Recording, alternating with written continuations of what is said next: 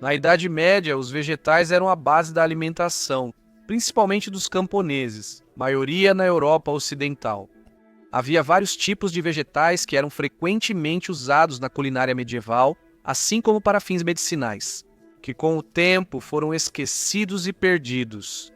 Então vamos voltar à Idade Média para descobrir alguns desses vegetais esquecidos, de folhas delicadas a vegetais de raiz robustos, todos difíceis de achar nos supermercados de hoje. Então, gostaria de dedicar este vídeo a todos os veganos por aí. Bem-vindos ao Medieval Madness.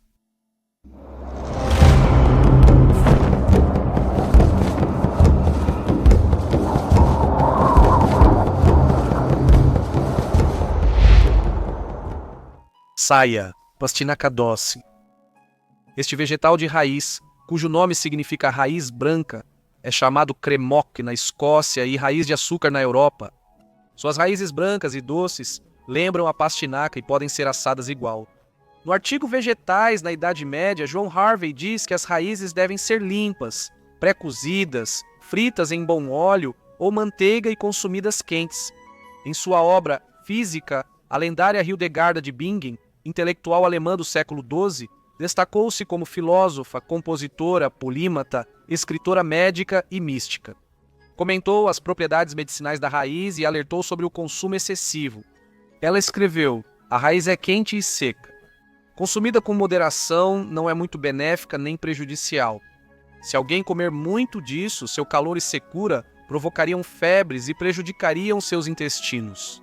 Uma pessoa cujo rosto tem pele sensível, que se racha facilmente, deve esmagar esquirte em um pilão e adicionar óleo. À noite, ao deitar, ele deve esfregar isso no rosto até se curar." Em Um Herbal Moderno, Maltgreaves diz que skirt também pode ser usado para problemas no peito. Na verdade, as saias são bem populares. Em seu livro, Uma História da Jardinagem na Inglaterra, Sra. Evelyn Cecil escreve que a saia estava entre os vegetais favoritos em todos os lugares, semeada ou plantada em jardins, muito agradável de ser consumida e realmente nutritiva. No livro Herbário ou História Geral das Plantas, de 1633, João Gerard declara: "As raízes são moderadamente quentes, úmidas e nutrem razoavelmente, gerando suco bom.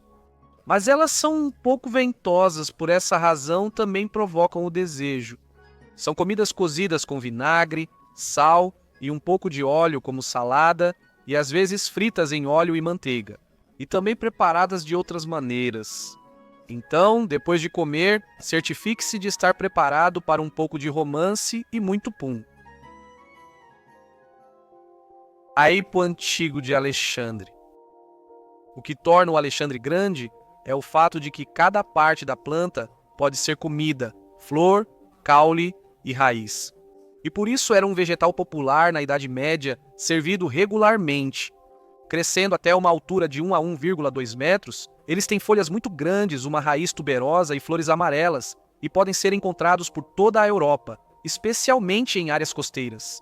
Alexandre tem um sabor único, meio que uma combinação de aipo, salsa e mirra.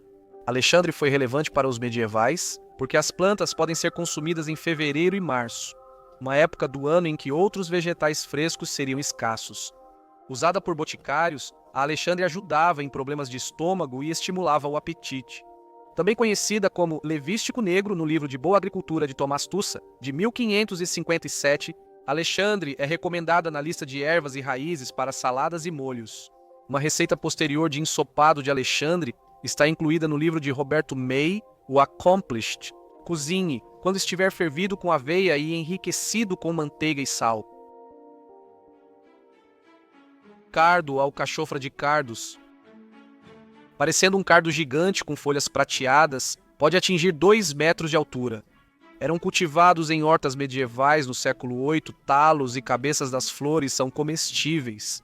Com sabor parecido ao da alcachofra, seus talos espinhosos levavam a planta a ser envolvida em estopa antes da colheita. O cardo era branqueado, refogado ou frito e servido com molho ou no ensopado. No sul da França do século XVI, o cardo era uma iguaria servida nas mesas mais refinadas. Embora uma história da jardinagem na Inglaterra cite que o cardo é popular no continente europeu, não o é tanto na Inglaterra.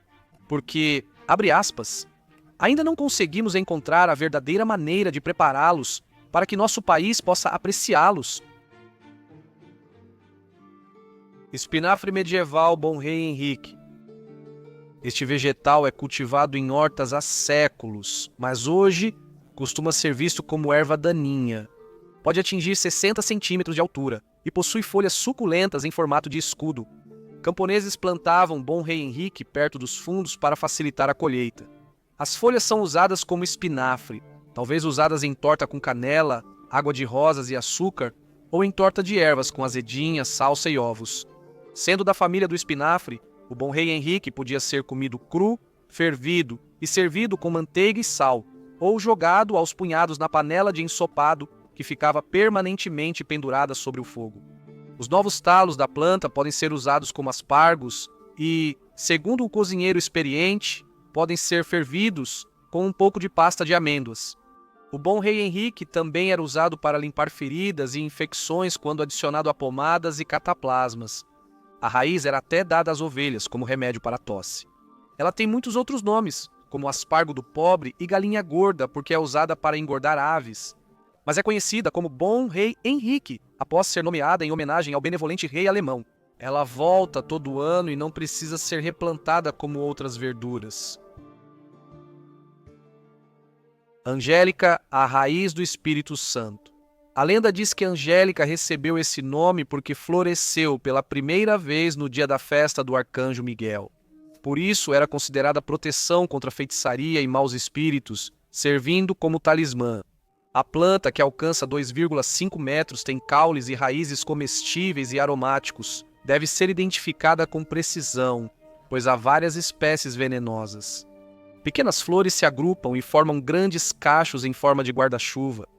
Desde o século X, Angélica foi usada como planta medicinal e vegetal. Segundo o herbal moderno, toda a Angélica era aproveitada. Citação: talos e raízes cristalizados ajudam em infecções e aquecem o estômago frio. O suco, aplicado nos olhos ou ouvidos, auxilia na visão turva e surdez. Diziam também que a Angélica foi revelada como cura para a peste por um monge em sonho. Era usada no ensopado para dar sabor, em conservas e adicionada por cervejeiros ao vinho e licores. Planta pudim de paixão bistorta. Folhas e brotos jovens da bistorta podem ser fervidos ou cozidos no vapor e consumidos como vegetal. Até as raízes eram cozidas e comidas em tempos difíceis, embora exigissem mais fervura. A bistorta era um ingrediente do tradicional pudim de Páscoa LED, um prato salgado feito com aveia, cevada, ovos e cebolas, que era consumido para celebrar o fim do inverno e da quaresma. A bistorta cresce bem em áreas úmidas, permitindo aos camponeses medievais cultivá-la em prados encharcados, onde outras culturas não se desenvolviam. A planta atinge cerca de 80 centímetros e tem espigas de flores rosas atraentes. A bistorta recebeu esse nome por suas raízes retorcidas em forma de S. Ela também é chamada raiz de cobra. Por conter muito tanino, folhas e raízes da bistorta são usadas em misturas adstringentes para tratar feridas. Também era usada para tratar disenteria, sendo ideal para soldados medievais em campanha. Levístico, o realçador de sabor. Presente em jardins medievais, essa planta alta tem folhas grandes e doces usadas para dar sabor de anis a pratos de inverno. Embora, ao colher na natureza, os medievais precisassem ter cuidado, pois elas se pareciam incrivelmente com as folhas da venenosa cicuta, que, quando ingerida, pode ser fatal. Segundo o herbal moderno, as raízes eram ótimas em salada e fervidas com óleo e vinagre, muito boas. Para pessoas idosas que são apáticas e sem coragem, ela alegra e conforta o coração e aumenta o desejo e a força delas. Como remédio, a levística era usada para diversos problemas, de tosses a flatulências. As raízes antissépticas serviam em decocção para mordidas de víboras e até de cães raivosos. O Capitulare de Vilis, texto do século IX sobre propriedades reais, recomenda o cultivo de levística.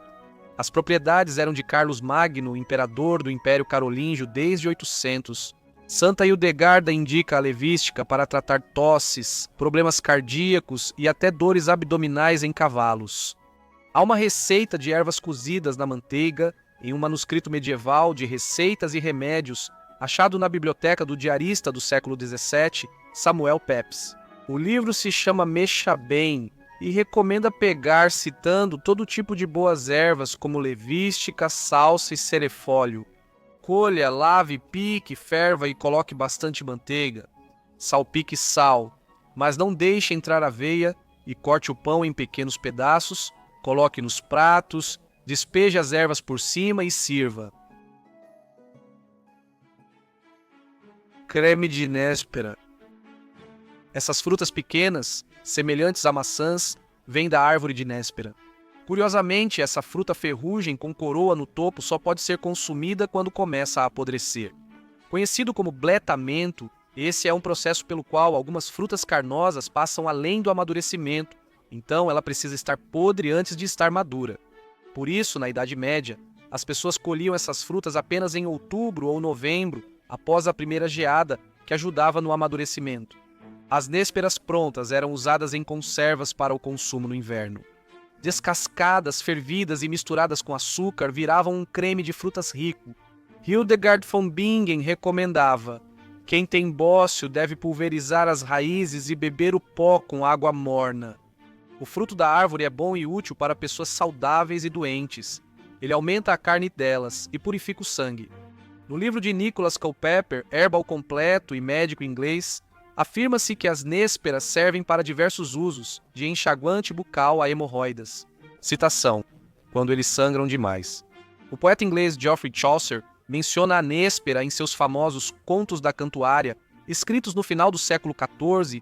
Ele se refere à néspera usando o inglês médio, uma língua falada na Inglaterra após a conquista normanda, e chama a fruta de aberta. Bundá.